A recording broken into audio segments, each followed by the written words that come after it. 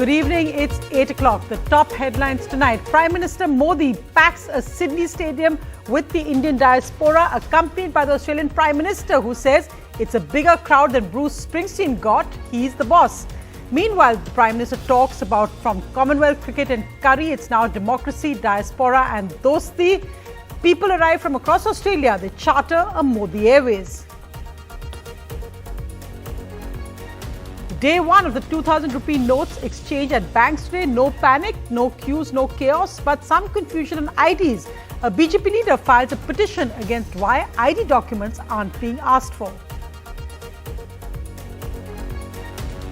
Ishita Kishore, a graduate from the Shriram College of Commerce, tops the civil services exam. In fact, ranks 1 to 4 on the civil services exam are bagged by women. This is third time lucky for Ishita. She didn't make it the first 2 times, and on a third time, she tops. She credits discipline and hard work. Support us today. Tomorrow it could be you. Delhi Chief Minister Arvind Kejriwal tells Mamata Banerjee they agree that they will back the AAP in Parliament, saying it's a chance to defeat the BJP before 2024. The Trinamool Congress will also boycott the Parliament inauguration on Sunday. This as Congress leaders speak out against any Congress support to AAP. Congress power sharing bickering in Karnataka. Senior minister says no power sharing formula between Siddaramaiah and DK Shivkumar. DK Shivkumar responds saying ask the AICC president. Meanwhile, the BJP's big challenge now, who will be their leader of opposition? The US President and House Speaker meet on the debt ceiling deadlock. No resolution yet before the June 1st deadline. US debt ceiling worries rattle global markets. Infosys unveils its first AI offering, Topaz, as Infosys gets into the AI space for clients across the world. Depression is an urban issue, says actor Nawazuddin in an interview to NDTV, saying there's no depression in rural areas. But this actor's controversial statement contradicts all medical guidance.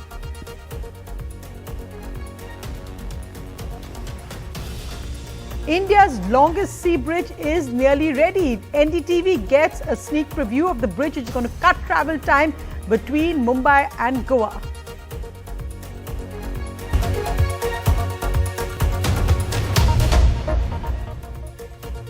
Our lead story tonight, the Prime Minister today in Sydney packing its biggest stadium there with crowds from the Indian diaspora across Australia. But it wasn't just the Indian diaspora. Prime Minister Modi was accompanied by the Australian Prime Minister, who said that this was a bigger crowd than Bruce Springsteen had pulled at the same venue, saying that Prime Minister Modi clearly the boss here. Prime Minister Modi and Prime Minister Albanese both talked about the common links of democracy that India and Australia shared.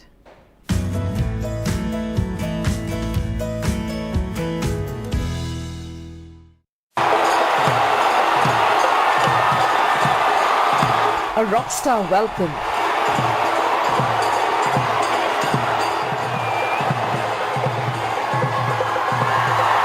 Prime Minister Narendra Modi and his Australian counterpart Anthony Albanese walked into the Kudos Bank Arena hand in hand, where a euphoric crowd of 20,000 gave them a rousing welcome. For those who are able, please be standing for the Australian. A reception described by Albanese as bigger than even what Bruce Springsteen got. I get to speak to some pretty big crowds as Prime Minister. I said to my friend the Prime Minister before, the last time I saw someone on the stage here was Bruce Springsteen, and he didn't get the welcome that Prime Minister Modi has got.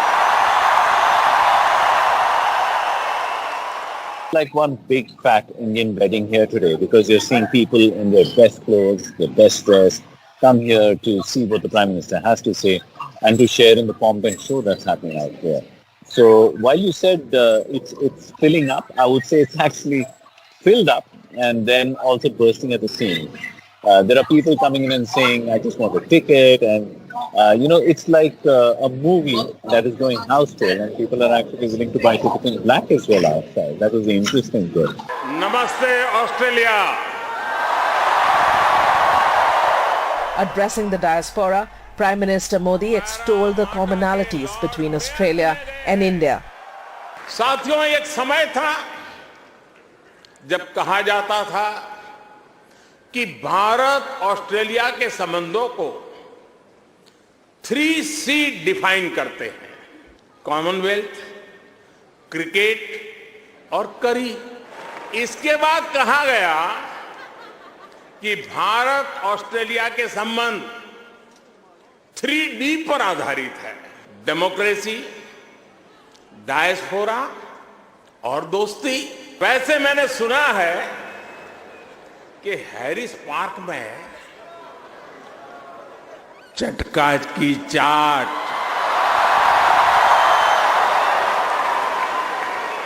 Jaipur sweets की जलेबी, उसका तो कोई जवाब ही नहीं है। The enthusiasm was not confined only to the stadium. Special buses were organized from Canberra and Melbourne. Performers were flown in from different parts of the country. But the highlight of the day was Modi Airways, flown by Qantas, ferrying some ardent Modi fans to Sydney. Before this grand event, PM Modi had a very busy morning meeting prominent personalities, from a celebrated chef to a popular singer to a Nobel laureate. Tomorrow, on the final day of his three-nation tour, Prime Minister Modi will be holding bilateral talks with PM Albanese and wrapping his visit after a brief meeting with the leader of opposition there. With Kartik Mohandas in Sydney, Megha Prasad for NDTV. The other big story tonight, today was the first day from when people could exchange 2,000 rupee notes. But unlike scenes we had seen after demonetization, today there were no queues outside banks, no chaos. Some confusion in certain banks over whether ID proofs and forms were needed for exchange, because that hasn't really been consistent across banks despite a RBI guideline. And some customers say that no exchange was allowed only because of this documents issue. Meanwhile, a BJP leader has gone to court saying that ID documents must be asked for from all customers exchanging notes. Small queues outside banks across India as people flock to their branches with 2,000 rupee notes on day one of the big exchange. In sharp contrast to the 2016 demonetization chaos, a sequel of which was feared by many after the announcement on Friday last week. While the Reserve Bank set the ground rules straight, there is some confusion over identity proofs and forms to be filled up for the exchange. Many complained of banks demanding ID cards and form submissions for the exchange and deposits, suggesting a lack of consistent policy across banks. हमें ये कहा गया था कि 10 note आप बिना ID के किसी भी बैंक में जाके बदल सकते हैं। यहाँ आके पता लगा कि 10 नोट तो छोड़ो, एक नोट भी नहीं बदल रहे। सेंट्रल बैंक में मैं गया था, उन्होंने हमें फार्म पकड़ाया कि आईडी दो, आईडी होने के बाद फिर आपको फार्म भरिए, आईडी दीजिए, उसके बाद आपके 20,000 रुपये आपको हम वापस करेंगे। I have exchanged 65 notes in one go. This is a very good policy. Major private banks have confirmed having their own guidelines on ID proofs and forms. There is no need of any document or form. But जो non customer आएंगे जिनको उनको भी हमें exchange करके देना है अपने अकाउंट के बारे में, या अपने कहीं पे उनका अकाउंट है तो उसकी डिटेल्स हमें देते हैं तो हम उनको एक्सचेंज कर देते हैं। मैंने दिल्ली हाई कोर्ट में BJP leader and lawyer Ashwini Kumar Upadhyay filed a plea against the RBI, saying that the decision to exchange notes without ID proof is against corruption laws. The Reserve Bank, meanwhile, said that it's being done to ensure operational convenience. So, well, a lot of confusion over what you should actually carry when you go to exchange your 2,000 rupee notes, with separate banks having their own policies at play. So, I'm going to show you what I am carrying just to be on the safe side. I have my 2,000 rupee notes that I'm going to exchange. At the same time, I'm also carrying my identity card. Now, there are several banks that are asking for identity proofs. So, you can carry your Aadhaar or your license or any identity proof. Now, at the same time, if you want to deposit your 2,000 rupee notes, you must also carry your PAN card as per the norm. So, well, there are some banks that are also asking you to fill forms. So, be ready for that as well. So, I'm going to exchange my 2,000 rupee notes now. So, well, my 2,000 rupee notes have been exchanged. It was a private bank, so they asked me to fill up a form and also show my identity proof. But no bank can refuse to exchange or deposit your 2,000 rupee notes. If they do so, you have the right to lodge a formal complaint with the RBI. With Himanshu Shekhar, Uma Sudhir, Sam Daniel, Shrija and camera person Sushil Rathi, Vedant for NDTV. Well, moving to some of the big political headlines, the Trinamool today said it would not attend the inauguration of the new parliament this Sunday, saying that it is the foundation of Indian democracy. In a tweet by Derek O'Brien in the Rajya Sabha, who's in the Rajya Sabha, saying that Prime Minister Modi has made it all about himself. Meanwhile, the other big story was the meeting of two AAP chief ministers, Arvind Kejriwal and Bhagwant Mann, with Mamta Banerjee, where they've agreed to come together, with Mamta Banerjee extending support to AAP against an ordinance passed by the centre. A single message from yet another crucial opposition meeting, this time in Kolkata. What happened in Delhi today with the centre's ordinance on Delhi bureaucrats' services can happen to any other opposition-ruled state tomorrow. BJP को हराने के लिए 24 से पहले एक बहुत मौका मिल गया. हमारा पार्टी से हम डिसाइड किया है हम ये ऑर्डिनेंस को विरोध करेंगे और मैं समझता हूं कि अगर राज्यसभा में ये बिल गिर जाता है तो ये एक तरह से सेमीफाइनल हो जाएगा 2024 का. But questions over larger opposition unity remain.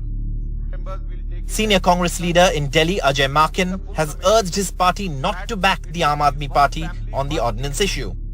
Mistrust and discomfort between regional parties and the Congress party still remains, which is why opposition unity for 2024 still looks very difficult, even if these parties come together on the issue of this ordinance, especially to defeat it in the Rajya Sabha.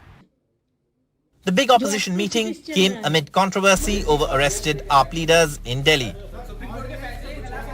Mr. Kejriwal and other Aam Aadmi Party leaders today accused the Delhi police of manhandling former Deputy Chief Minister Manish Sisodia, citing a video of the jailed former Deputy Chief Minister being produced in court. The Delhi police denied the Aam Aadmi Party's charges. This a day after a viral picture of former Delhi Minister Satyendra Jain looking very frail as he was brought to a hospital from the Tihar jail. With Vedant Agrawal in New Delhi, in Kolkata, Saurabh Gupta, NDTV.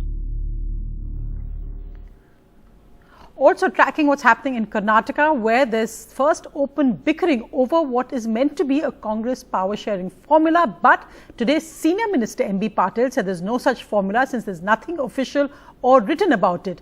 Deputy Chief Minister DK Shivkumar responded to him saying, how would MB Patil know? Ask the AICC and the AICC President. Meanwhile, the BJP in opposition facing another major challenge. Who will be their leader of opposition? A fresh controversy for the Congress in Karnataka, just days into the new government. Senior Minister MB Patil today claimed on record that Mr. Siddaramaiah would remain the Chief Minister for a full term of 5 years and denied there was any power sharing agreement between the Chief Minister and his deputy DK Shivkumar. ಇವತ್ತು 5 ವರ್ಷ ಅವತ್ತು ಅವರು ಮುಖ್ಯಮಂತ್ರಿಯಾಗಿ ಇರ್ತಾರೆ. Power sharing ಅದು ಯಾವುದನ್ನು ಕೂಡ ಆಗಿದ್ರೆ ಅವತ್ತು ನಮ್ಮ ಪಕ್ಷದ ವರಿಷ್ಠರು ನಮ್ಮ ಹಿಂದೆ ಹೇಳ್ತಾ ಇದ್ರು. ನೋಡಿಯಪ್ಪ ಸುಮ್ಮನೆ ಯಾಕೆ ಯಾರು ಏನು ಬೇಕಾದ್ರೂ ಮಾತಾಡ್ಕೊಳ್ಳಿ. AICC ಜನರಲ್ ಸೆಕ್ರೆಟರಿ ಇದ್ದಾರೆ, ಚೀಫ್ ಮಿನಿಸ್ಟರ್ ಇದ್ದಾರೆ, AICC ಅಧ್ಯಕ್ಷರಿದ್ದಾರೆ. ನಡೀರಿ. After much deliberations, AICC President Mallikarjun Kharge managed to broker peace between Siddaramaiah and DK Shivkumar. Now with MB Patil's statement, the powerhouses are divided. Fresh headaches for the BJP too. 10 days after the Karnataka elections, the party had criticized the Congress for being unable to come to a quick resolution on who would be the new Chief Minister, but has itself not managed to name a leader of opposition. This despite the fact that an assembly session is already underway. BJP sources say a team of central leaders will reach Bengaluru soon to take a call. My party will certainly decide a strong, vibrant leader of opposition. The Karnataka Assembly, meanwhile, is set to get its youngest speaker, former minister and 5-time MLA UT Khadar. In Bengaluru, with Kumar, Shrija MS for NDTV.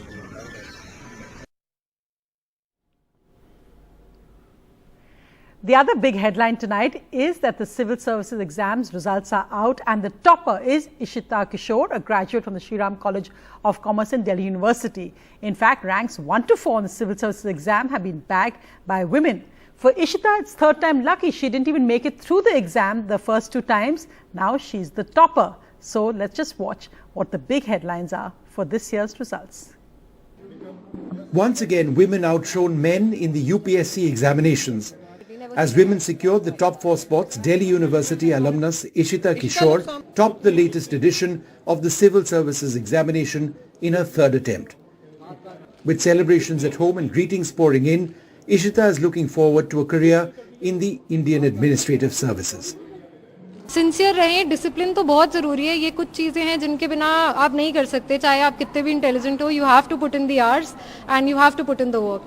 I think infinite support tha, they were just giving, and even though I did not clear prelims twice, the kind of belief they had in me and the way they pushed me and the way they made everything easy for me, I will be obliged to them. This is the 2nd year in a row when women candidates got the top 3 ranks in the prestigious exam. The top 25 candidates comprise 14 women and 11 men. Garima Lohia secured the 2nd rank in the exam and is a graduate of the University of Delhi as well.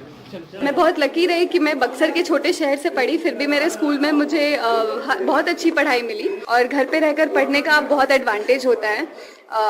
आपका time कम waste होता है हर चीज में और आपको constantly motivation मिलते रहता है. Bureau report, NDTV. And joining me in live now is the young woman who came third in the UPSC exams, and that's a huge achievement. Uma Harti joins me from Narayanpet in Telangana. Warmest congratulations. Uma, tell us, what do you think got you here? Thank you, first of all. And I think it's the support system that I have. It's 99% their support and 1% of my duty. So it's my parents and my friends who supported me throughout. And besides that, I would say perseverance is key to everything. Has it sunk in yet when you saw the ranks coming out? I mean, it's fantastic that the top 4 ranks are going to women. So it's really wonderful to see the civil services be completely transformed with so many young women coming in at the top and across the rankings. It definitely has not sunk in. I was very tensed about the result. Forget a rank in top 10. I was only 80 to 90% certain about getting any rank in the first place. So definitely I was not thinking about a top rank. But people around me, it seems like my brother and my father were so certain that I'll make it into top 100. So I think it's their belief which has led me throughout. So tell us a bit about your success formula, Uma, because also interestingly, you've seen that of the top 4, 3 are from Delhi University, you're from Hyderabad University, and you did BTech. Tell us about what drew you. Why did you want to sit the civil services exam? And then what's your top 3 tips? But first, why did you decide to sit this exam? I graduated with a BTech in civil engineering from IIT Hyderabad. It was my father who initially motivated me towards the civil services. He kept talking about what a great platform it is, both as a career, as a platform where I could do something meaningful in whatever capacity that I can. So this was my initial motivation, and this is my 5th attempt. So it's been a long process. It was not easy, but I think it was a great journey, I would say. I learned from my mistakes. I discovered myself. So I am just grateful. I think that's really interesting because we know the topper actually didn't make it her first 2 times either. Now she's topped this year. You're saying it's your 5th time and now you're number 3. What would you tell all those young aspirants who are watching you today on the success formula for the UPSC exams? I think there's no one single formula. I would say own up the process, understand the exam, own up the strategy, own up your failures, setbacks, your highs and lows. Just own up everything. That way, even if you do not clear the exam, you would have become a better person, ready to face the world. So I think understand the exam, prepare accordingly, do not read too much, just read how much ever is needed and practice a lot, because this is a competitive exam at the end of the day, and practice makes or breaks everything. So I would say practice a lot, have your own strategy, own up everything. It's okay to fail. I failed so many times. So I think just be proud of yourself. Absolutely, and I think that's your biggest success, that you got up again, and today it's time for celebration. So all that hard work, I think, has finally paid off. Uma, warmest congratulations from all of us at NDTV. Thank you. Thank you. Well, moving now from that young topper to the big international story, and this is a looming debt ceiling deadlock in the United States. The US President and House Speaker met to try to come to some resolution, but it wasn't successful. Another meeting between the US President Joe Biden and House Speaker Kevin McCarthy ends without an agreement on raising the country's debt ceiling. As the June 1st hard deadline nears, when the world's biggest economy could run out of cash and default on its debt for the first time ever. Disagreements are stalling the talks. As the Republicans insist on spending cuts, the Democrat government wants to raise taxes. It's time for Republicans to accept that there is no bipartisan deal to be made solely on their partisan terms. I think we should be looking at tax loopholes and making sure the wealthy pay their fair share. We should find ways that we cap the amount of spending going outlay, because the Democrats had spent so much. With no agreement in sight, the U.S. Treasury Secretary Janet Yellen reminded the Congress in a letter that the government will only be able to pay its bills for a week if the limit on the maximum debt the government can have is not increased from the current $31 trillion. If the US defaults on its loans, it will lead to an economic catastrophe, in Janet Yellen's own words. Firstly, the currency used for global trade, the US dollar, will fall. Interest rates will rise while global commodity prices and crude oil prices will fall, as the US will fall into a recession. The global and Indian stock markets will also be hurt. But experts say that this situation is unlikely. It's now a question of who blinks first, the Democrats or the Republicans. If there's a recession in the US economy, then our export demand would be affected. On the other hand, if the commodity prices drop because of the recession, that would help, control inflation in India. So in other words, there could be some positive effect. The dollar would weaken, the rupee would strengthen a little bit. Maybe a week or so of the end of the ceiling limit, I think there would be an agreement. Priyanshi Sharma for NDTV. Well, a quick look at other headlines. And an interview to NDTV, actor Nawazuddin Siddiqui has said that depression is an urban issue. He went on to say that it might be wrong, but it's my experience that depression doesn't exist in rural areas. Now remember, this claim by him is of course completely against any medical advice. A lot of your fans also want to know, this is the recent comment that you made on mental health, जिसमें आपने कहा कि it's a very urban issue. तो is it, आप वही कहना चाहते थे या फिर is there an explanation to it? नहीं, मैं तो अपना एक्सपीरियंस बता रहा हूँ. मैं हो सकता है मैं गलत हूँ, शहर में जाके मेरी जो चीज़ है वो गलत हो जाए साबित, बट मेरा ये था कि भाई मैं अगर कल को अभी भी अपने गांव में जाके, यहाँ से 3 घंटे की दूरी पे मेरा गांव, मैं जाके बोलूँ कि भाई मुझे थोड़ा डिप्रेशन हो रहा है, तो मुझे थप्पड़ पड़ेगा. और क्या होता है डिप्रेशन? खाना खा अच्छे से और जंगल में जा खेत छोल कर गन्नों की, तो यही होता है. पर क्या इसकी वजह ये है कि वहाँ पता नहीं है इसके बारे में, या आप कह रहे हैं होता ही नहीं है? नहीं, होता ही नहीं है, किसी को होता ही नहीं है वहाँ पे. कोई डिप्रेशन नाम की कोई चीज़ होती ही नहीं वहाँ पे. फैक्ट है, आप जाके देख लीजिए, किसी को नहीं होता है.